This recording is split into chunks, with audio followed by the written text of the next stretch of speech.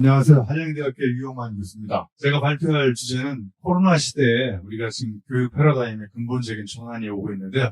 제가 이제 부제목을 이 언택트 시대니까 자꾸 접촉할 수 없잖아요. 그럴 때 우리가 접촉해야 될 게 단 한 가지라고 생각하는데 그게 이제 의미에 컨택하는 교육을 하려면 어떻게 우리의 교육을 패러다임을 바꿔나가야 될지 이런 생각을 짧게 한번 시간을 나눠보도록 하겠습니다.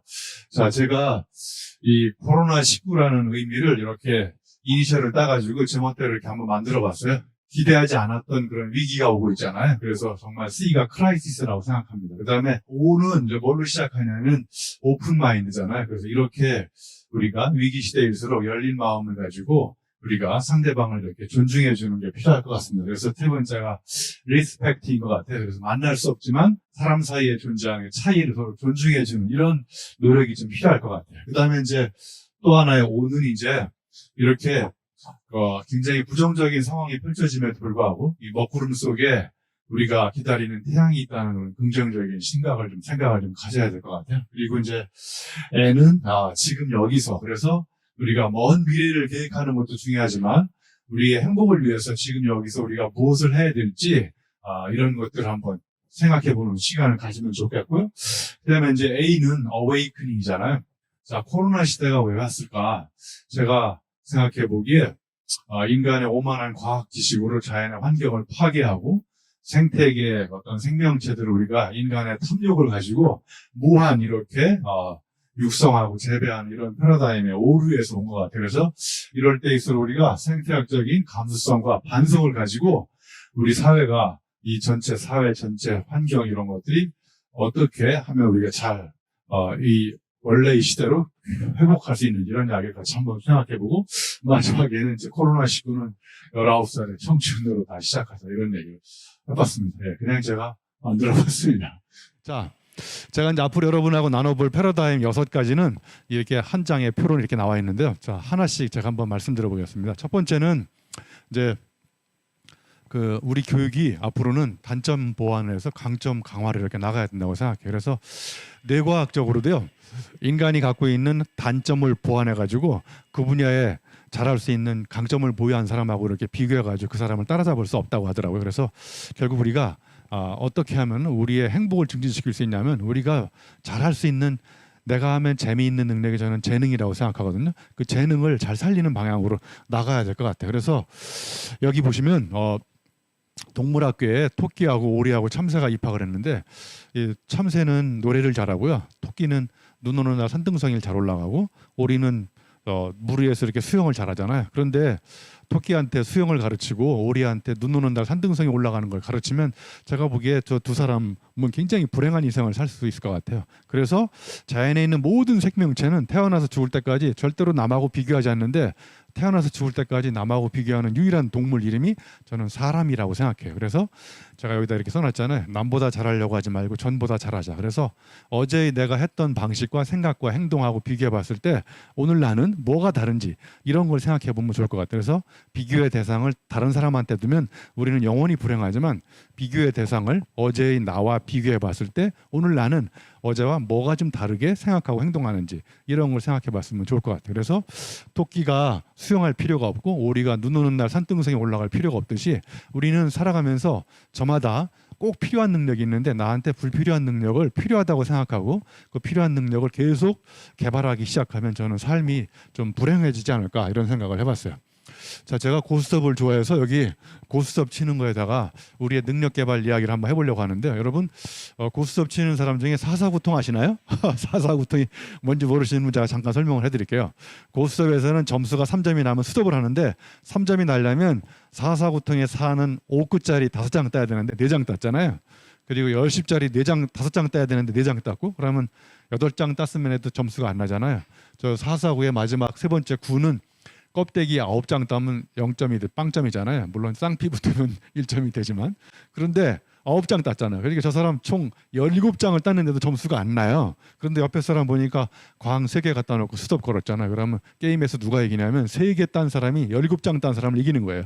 그러니까 여러분 평생 교육이든 모든 교육이든 이것저것 전 과목을 다 잘하는 공부 선수가 되고 그걸 다 하려다가 망하는 거예요. 그러니까 내가 잘할 수 있는 거 두세 가지에 힘과 에너지를 집중해서 남은 인생을 거기다 노력을 하면 우리가 행복해질 것 같다는 생각이 들어요. 그래서 여기 GS2 이론이 뭐냐면 고수업에서 2등이 돈 따는 경우가 없다. 이게 GS2 이론이에요. 제가 개발한 세계적인 이론이에요. 자, 이제 두 번째 패러다임은요. 문제 해결에서 문제 제기예요. 이제까지 우리는 정답을 찾는 인간을 길러왔는데 제가 보기에 인공지능이 인간이 갖고 있는 정답 찾는 능력은 인공지능이 더 빨리 따라잡거든요. 그래서 앞으로는 이제 문제를 내는 능력을 가르쳐야 된다고 생각해요. 왜냐하면 인간은 질문하고 기계는 대답하거든요. 그러니까 기계의 존재 이유는 인간이 던진 질문에 대답하기 위해서 존재하는데 그럼 기계가 쩔쩔먹게 하려면 어떻게 해야 되느냐?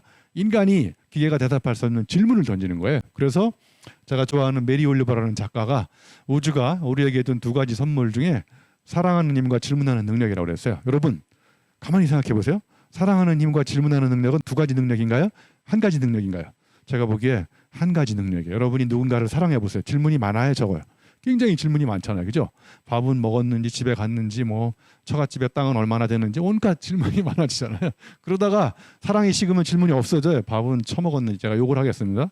자빠져 잤는지 뭐 관심이 없어지잖아요. 그러니까 사랑의 끝은 질문이 없어진 상태예요. 저는 그래서 필라소피 철학을 지혜를 사랑하는 학문이 아니라 사랑하면 저는 지혜가 생긴다고 생각해요. 그래서 우리가 뭔가를 사랑하면 알의 강도가 엄청나게 높아지기 시작하면서 질문이 굉장히 늘어나요.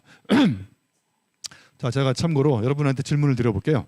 여러분, 개미 다리는 몇 개일까요? 황성진 대표 빨리 얘기해 보세요. 개미 다리 몇 개예요?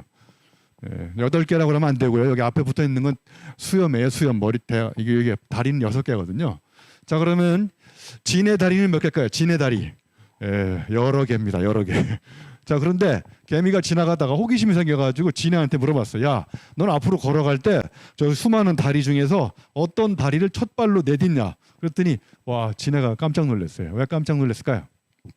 예전에 아무 생각 없이 그냥 살았던 애예요. 아무 생각 없이 걸어 다녔는데 진해가 깜짝 놀랐던 가장 강력한 이유는 난생 처음 질문을 받았기 때문에 진해가 깜짝 놀란 거예요. 여러분, 사람을 생각하게 만드는 가장 강력한 방법은 새로운 질문을 던지는 거라고 생각해요. 자, 세 번째 패러다임은 방법을 너무 가르쳐가지고 아이들이 스스로 방향을 찾아갈 수가 없어요. 그리고 우리 스스로도 성인들도 뭔가를 가르칠 때 왜 어떻게 하는지를 안 가르쳐 주느냐. 그래서 방법이라는 약을 계속 먹은 아이들은 스스로 방향을 찾아갈 수 없는 이런 절름발이 인생이 되거든요. 그래서 저는 스스로 방향을 가리키면 방법을 가르치는 필요가 점점점 줄어들 수 있지 않을까 이런 생각을 합니다. 그런데 우리는 뭔가를 시작할 때 완벽한 방법을 자꾸 찾아내려고 하잖아요. 그런데 사실은요, 이 성인 교육이든 평생 교육에서 뭔가를 하다 보면 방법이 생깁니다. 그러니까 실행하기 전에 뭔가 방법을 찾는 게 아니라 이렇게 저렇게 시도하다 보니까 정말 책상에서 생각하지 못했던 새로운 방법이 언제 떠오르냐면 실행하는 와중에 저는 떠오른다고 생각해요. 자, 제가 좋아하는 프랑스 철학자 들레즈가 교육의 패러다임을 한번 메타포를 한번 그 친구가 얘기한 걸 제가 추가해가지고 한번 설명을 드려보면요.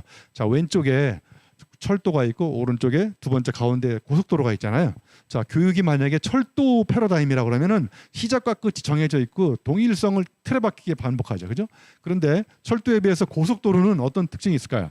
고속도로는 목적지는 정해져 있지만 목적지로 가는 과정은 열려 있거든요. 제가 예를 들면 부산에 가는데 경부고속도로 타고 갈 수도 있고 뭐 호남고속도로, 중부고속도로 타다가 다른 고속도로를 연결해서 갈 수도 있거든요. 그러니까 목적지는 정해져 있지만 가는 방법이 열려 있는 게 고속도로 패러다임이고요. 자, 여기까지는 우리가 이제까지 해왔던 교육이라고 그런다면 저는 이제 맨 오른쪽에 있는 오솔길 패러다임을 가야 된다고 생각해요. 여러분, 고속도로를 가다가 길이 막히면 어떻게 할까요? 대책이 없어요. 그냥 갓길로 가면 됩니다. 갓길, 오마이 갓길이에요. 그런데 대책이 없는데 이 오솔길은 가다가 길이 막히면 내가 옆으로 셀 수도 있고요. 그다음에 저거 뭐 목적지가 따로 정해져 있잖아요. 가다가 아름다운 꽃을 만나면 그 꽃과 엄청난 대화를 하면서 거기서 많은 깨우침을 얻고. 그러니까 오솔길 패러다임은 우발적 마주침, 이걸 굉장히 강조하는 패러다임이에요. 그래서 제가 이제 다시 한번 강조해 볼 교육의 패러다임 중에 하나가 사전에 계획을 세우는 것보다는 우연히 마주치는 교육을 하는 게 굉장히 중요하다. 여러분, 인생이 계획대로 되지 않잖아요, 그죠? 예. 그래서 여러분 코로나가 왔는데 우리가 오늘 모든 평생 교육 다 망하죠. 계획대로 안 되잖아요. 그죠? 자, 그래서 제가 좋아하는 저 영화 중에 리스본행 야간 열차에 보면 이런 명대사가 나와요. 우리 인생의 최고의 감독은 우연이다. 이 우연이라는 것이 앞으로 엄청나게 중요한 교육의 패러다임이라고 생각해요. 그래서 제가 한번 지하철을 타봤는데요. 타자마자 저는 이제 금방 내릴 것 같은 사람 앞에 서 있거든요. 그래서 이재주 팀장님이 내릴 것 같아서 제가 서 있었는데 이 팀장님이 내리시더라고요. 그래서 제가 빠른 속도로 자리를 차지하려고 그랬는데 저보다 더 빠른 동작으로 저 빈자리를 차지한 인간이 나타나가지고 제가 자리 잡기에 실패했어요. 어떤 일이 발생했냐면 우리 김홍탁 대표님이 옆으로 잽싸게 자리를 빨리 옮기더라고요. 저보다 더 빨리. 그리고 자기 앞에 있는 친구를 자기 자리에 앉히고 자기는 정말 빠른 속도로 잽싸게 자리를 옮기고. 그래서 제가 자리 잡기에 실패했어요. 이거는 계획이 없었던 엄청난 사건이거든요. 이럴 때 우리 엄청난 깨달음이 온다고 생각해요. 그래서 저는 learning by failure, 우연히 당한 이 실패 체험이 놀라운 깨달음을 준다고 생각해요. 그래서 제가 한번 실패했기 때문에 이제 두 번 다시 실패를 반복 안 하려면 똑바로 서 있으면 또 실패하기 때문에 이번에는 이제 양다리 걸치고 가운데 서 있거든요. 이렇게. 자, 이런 위대한 행동의 변화가 일어난 것은 왜 이렇게 일어나냐면요. 제가 책상에 앉아가지고 열심히 공부해서 나타난 게 아니라 우연히 어떤 사건과 마주쳐가지고 엄청난 실패를 체험했기 때문에 놀라운 행동의 변화가 오는 거예요. 그래서 진짜 교육은 책상에서 하는 정신 노동이 아니라 나가서 이리저리 몸을 움직이면서 하는 저는 육체 노동이라고 생각해요. 자, 그래서 제가 좋아하는 들레지라는 철학자가 아장스망이라는 단어를 만들었는데 저게 뭐냐면요.